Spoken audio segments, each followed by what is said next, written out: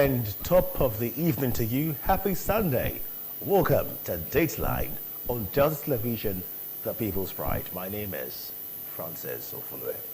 We'll begin with a story where the federal government of Nigeria has firmly rejected a proposal from the United States to accept deported foreign nationals, describing the request as unrealistic and misaligned with Nigeria's current socio-economic and security realities.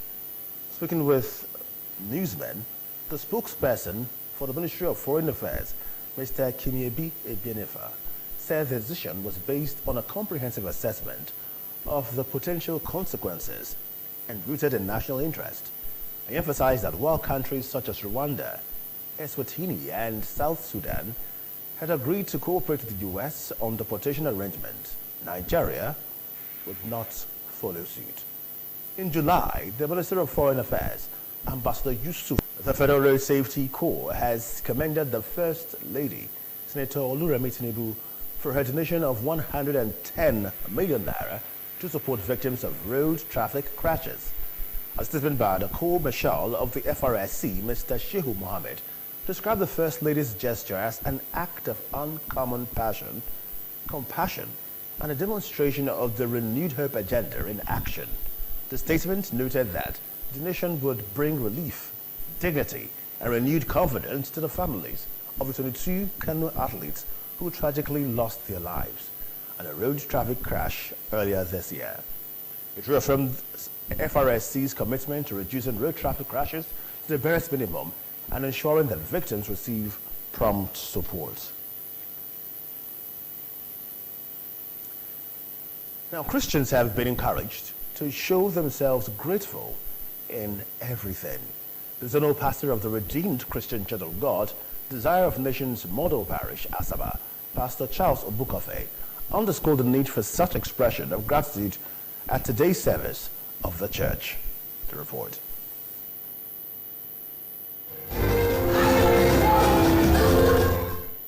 Speaking on the theme, Give Him Thanks, Pastor Obukofe explained 1 Thessalonians chapter 5, verse 18.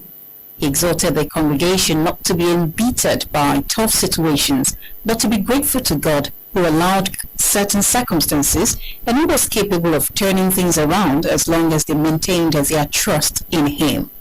While acknowledging that situations might sometimes change from bad to worse for believers, the cleric enumerated reasons why Christians should nevertheless give thanks, stating that God never forsook His people and He could never lie. There are several reasons why we must give thanks to God. Number one, God is good. He's a good God, and His mercies endures forever. If it had not been for His mercies, we would have been consumed. This featured special renditions and thanksgiving by group. To building a well-educated, professionally competent, and future-ready army through strategic and military school in Zaria, Kaduna State, Nigerian Army, Kaduna, Major General Mayorenso Saruso. He said that the passing out parade was to formally welcome the passing out boys into the family of the Nigerian Army, to which they voluntarily signed to continue service to their fatherland. General Luyode noted that welfare packages and a few challenges were awaiting them, adding that for the challenges, it was just for them to back up, having been given the requirement as junior leaders in the Army. The Army boss said there was a window of opportunity for the passing out boys who intend to pursue a career in the military to get admission into the Nigerian Defense Academy, adding that the criteria for admission into the NDA were spelled out, stressing that such criteria apply to all Nigerians. General Luyode added that the passing out boys were encouraged to apply because they had better advantage in view of the preliminary military training and orientation they obtained at the NMS, and urged the passing out boys to take full advantage of the various welfare schemes and career development initiatives available in the Nigerian Army as they progress in their respective careers.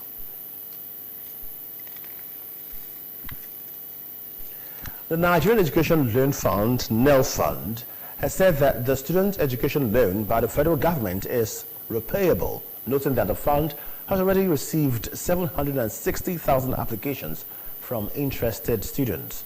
This was as the federal government reiterated its commitment to ensuring access to quality education and positive engagement of youths across the nation, adding that 400,000 students are already benefiting.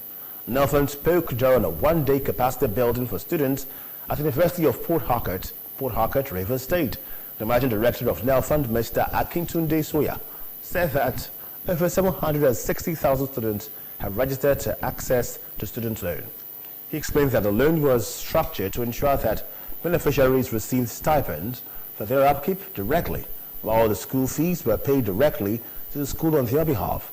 Mr. Soya noted that 760,000 students have applied for the loan, with 400 senior special assistant to the president on students' engagement, Comrade across the country, to create innovation hubs, are pointers towards President Bola Tinubu's youth-friendly policies aimed at ensuring Nigerian students are better trained and equipped to function effectively in the society. The federal government has constituted an inter-ministerial committee to oversee the implementation of agreements reached with health institutions and associations. The disclosure came in a statement from the Federal Ministry of Health and Social Welfare, which described the move as part of a broader strategy to ensure lasting industrial harmony in the nation's healthcare system. The Coordinator Minister of Health and Social Welfare, Professor Mohammed Pate, led the government delegation during the meeting, which was first of its kind. The statement reaffirmed the administration's recognition of health workers as critical to achieving the renewed hope agenda, adding that President Bola Tinubu was committed to improving healthcare delivery through increased investment in infrastructure, equipment, services, and the welfare of health professionals. It said Nigerian hospitals. Now, the grace period for vehicle owners to obtain or regularize their tinted glass permits will expire on Tuesday. The police had initially announced a 30-day grace period from May 1, during which motorists could apply for new permits or regularize existing ones. However, following widespread public feedback about application bottlenecks and accessibility issues, including complaints from motorists in rural areas and those without internet access, the Inspector General of Police, Mr. Kaole Gbetokun, extended the grace period to August 12. The IGP said the extension was intended to make the process more citizen-friendly. The renewed focus on tinted glass permits dates back to May 1, when the police reactivated their digital tinted glass permit platform after years of public complaints about abuse, extortion, and arbitrary arrests linked to tinted windows. The chairman and chief executive of the National Drug Law Enforcement Agency, NDLEA, retired Brigadier General Buba Marwa, has called for collective action by families, religious institutions, and community leaders to tackle substance abuse, cultism, and banditry among Nigerian youths. Brigadier General Marwa, who made the call while speaking at a seminar in Jabode, Ogun State, described substance abuse, cultism, and banditry as interlinked problems, feeding each other in a cycle of violence and criminality, noting that cultism had spread from tertiary institutions to secondary schools and neighborhoods. He warned that Nigeria, which already had one of the highest drug use prevalence rates globally, could be affected by a projected 40% increase in drug use across Africa. Brigadier General Marwa urged stakeholders to strengthen family values, ensure schools remained safe spaces, and invest in youth development through education, skill acquisition, entrepreneurship, and sports. The NDLEA boss also called for enhanced grassroots security and community partnership with law enforcement agencies. The Academic Staff Union of Universities ASU has asked the federal government to act on its outstanding issues to avert another strike. The union said feelers across campuses indicated that lecturers and public universities in the country were not happy. ASU, in a statement by its president, Professor Christopher Piwuna, warned that morale among lecturers across the country was at an all-time low, accusing successive governments of making endless promises through multiple memoranda of understanding MOUs and memoranda of action MOAs without implementing agreed resolutions. The statement said Nigerian lecturers had continued to work under dire conditions, teaching on empty stomachs, conducting research without access to essential journals, books, chemicals, and reagents and struggling to meet personal and family obligations amid rising costs. It added that lecturers were forced to engage with communities and agencies and record. Governments of Oyo, Ogun, and Kwara State have put in place proactive measures in limit of possible heavy rainfall in parts of the country. The state government said on Monday that public sensitization, infrastructural interventions, and multi-agency coordination have been prioritized to reduce disaster risks in flood-prone areas. Report says NIMET had forecasted increased rainfall and potential flooding in several states between July and August 2025, urging government to implement preventive actions. In response, state officials in Oyo, Ogun, and Kwara said a series of preparatory efforts had come property. Mr. Daniel Ajayi, Operations Officer of the Oyo State Emergency Management Agency, OISEBA, said the agency had collaborated with relevant stakeholders to ensure an effective response system. Mr. Ajayi noted that medical teams, in collaboration with the Red Cross, had been placed on alert. He added that continuous sensitization campaigns were ongoing via radio, television, marketplaces, and public areas. According to him, the state government had already cleared several river channels, particularly in high-risk zones, and warned residents against indiscriminate dumping of wastes in drains. Also speaking, the head of operations, National Emergency Management Agency, NEMA, Southwest, Mr. Kadiri Olarawaju, said the agency had conducted stakeholder engagements across affected local government areas in Ibadan, including Lajelu, Onaira, and Egbeda. The Delta State Police Command has arrested suspected armed robbers, recovered a stolen Mercedes-Benz GLK, seized dangerous firearms, and retrieved other stolen property in a series of coordinated operations across the state. The police in a statement said the operations were part of ongoing efforts to combat crime in Delta State. The statement said on August 5 at about 5:40 in the evening, the Divisional Police Officer, DPO, of the B Division Asaba, acting on credible intelligence, led his team to a parking lot on former Deputy Road, Asaba, where a suspected stolen Mercedes-Benz GLK with registration number NZM10AP was being offered for sale. The suspect, Chinedu Eze, who claimed ownership of the vehicle, was arrested while attempting to sell it to an unsuspecting buyer. Preliminary investigations revealed that the SUV was snatched at gunpoint in April 2023 at Abaka, Enugu State, during which the rightful owner was shot. The vehicle, which had been registered in April 2023, have since identified their properties.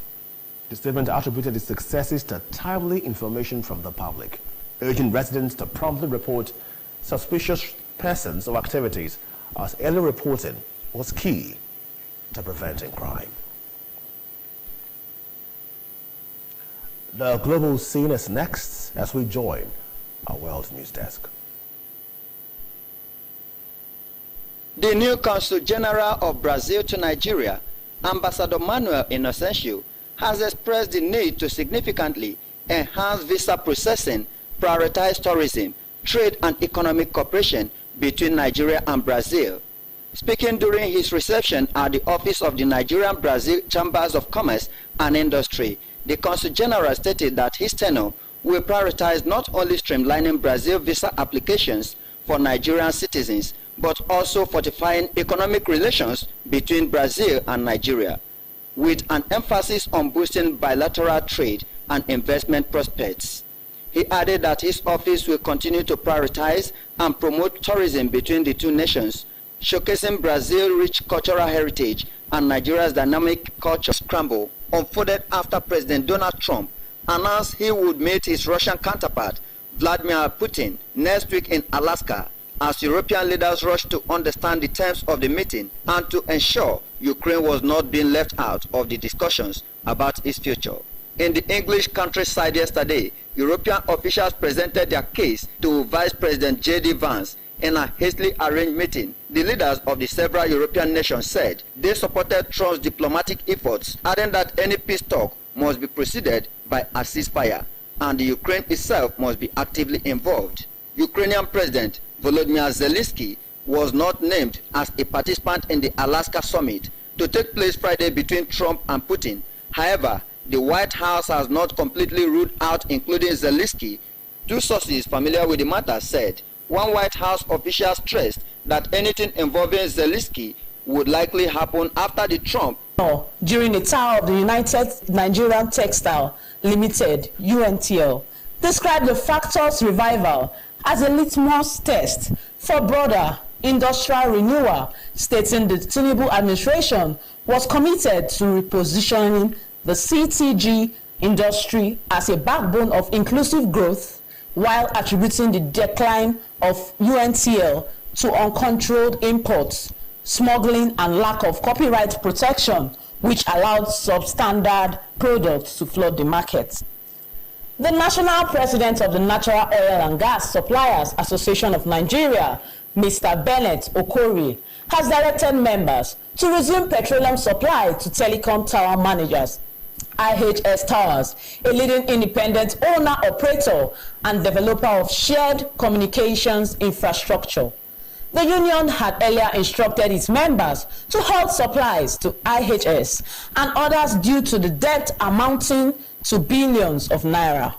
Mr. Okorie, who gave the directive for the resumption of supply, told newsmen in Abuja the union took the decision for the members to resume business with IHS and other telecoms operators to avert a network shutdown.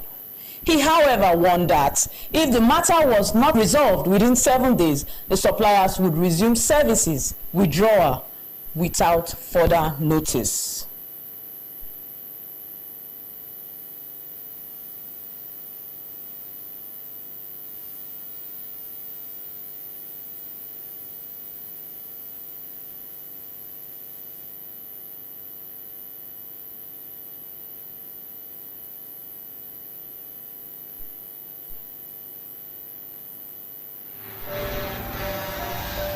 If tanker wey carry fuel fall or pipe wey carry fuel for underground burst, wetin you go do?